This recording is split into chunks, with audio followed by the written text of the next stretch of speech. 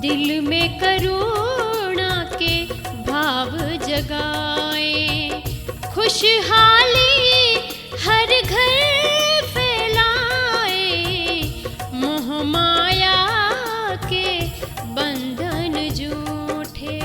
जयगिरी चरण दई हनुमंता, सोगा पाताल पुरंता। सबसे बड़ी बात, आज का सूत्र, सब में परमात्मा है, न देश का फर्क, न विदेश का फर्क, न छोटे का फर्क, न बड़े का। वो कहा ना कि जाति वंश के एक शूद्र हम पर लड़ना केवल पशुता है। जहां नहीं माधुर्य भाव हो वहां कहाँ मानवता है। ये माधुर्य भाव की कथा, सेवा धर्म महान है अति प्राचीन विचार, सेवारत इंसान ही समझा जीवन सार। और जिसमें विनय हुआ वो तो महाराज शोभा हो गई उसकी। तो कहते तू हीरो बन जावे, तू सोना बन जावे। हाँ, व्यवहार सुधार लो तो जीनों को रंग आ जावे, और जीवन रो आधार सुधार लो तो हीरो बन जावे, तू तो सोनो बन जावे। करनाल में ऐसा ही हुआ रोहित जी। करनाल में आज प्रातःकाल में विचार कर रहा था जी कि कल्पना चावला केवल करनाल की बेटी नहीं थी, पूरे भारत की बेटी थी, हरियाणा की बेटी थी। और करनाल बड़ा भाग्यवान है कि करनाल के शस्य श्यामला धरती ने ऐसी कल्पना चावला जैसी बेटी उत्पन्न की जो देश के लिए नाम कर दिया। उन्होंने बलिदान करके भी नाम कर दिया। आप देख पा रहे हैं उपकरण वितरण।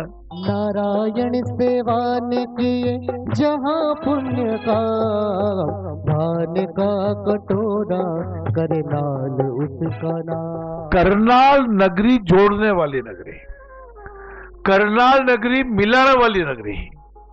अपने को भी मिलाना बाबू कटे, झगड़ों में तो पहुंच जानो, समझो तो करा दो।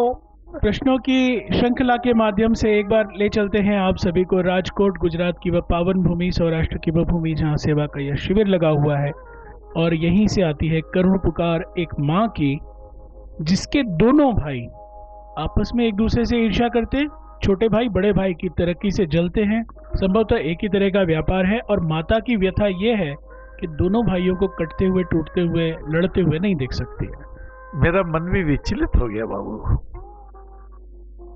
उस माँ के स्थान पर मैं जाके बैठ गया। बहुत कहते हैं महाभारत काल में कथा में आता है, धरती से भारी कौन होता है, माता होती है, आकाश से बड़ा कौन होता, पिता होती है। लेकिन प्रैक्टिकल में क्या हो रहा है, ये व्यवहार में इतनी दूषितता कैसे आ गई। और एक बात मेरे मन में बहुत व्यावहारिक आई लाला कि एक तरह का धंधा दोनों भाइयों को होना भी नहीं चाहिए, क्योंकि एक ही तरह का व्यापार है, दोनों पड़ोस में है।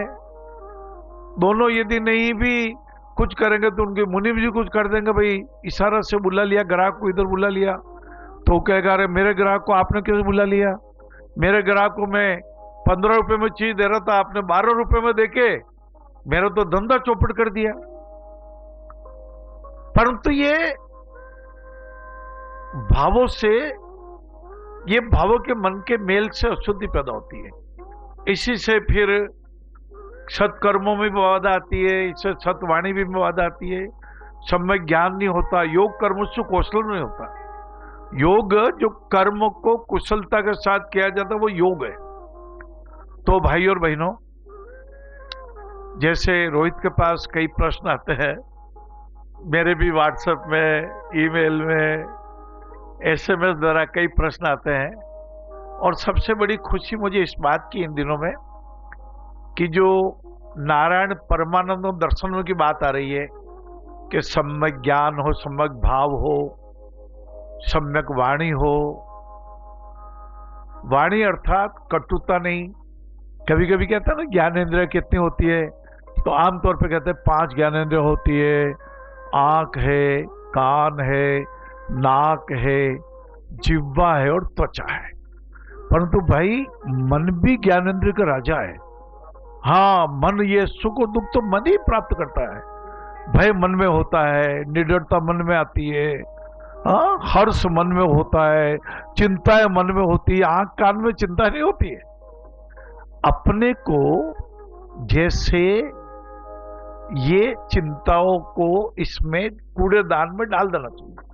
ये कूड़ेदान है, ये कूड़ादान है। हाँ, कूड़ादान में डाल देना चाहिए। जैसे अपन करते हैं ना, अपने डिलीट कर दो भाई, मेमोरी कार्ड भरने लग गया, होता ना मोबाइल में मेमोरी कार्ड भरने लग गया, तो बेकार की चीजों को डिलीट कर दो।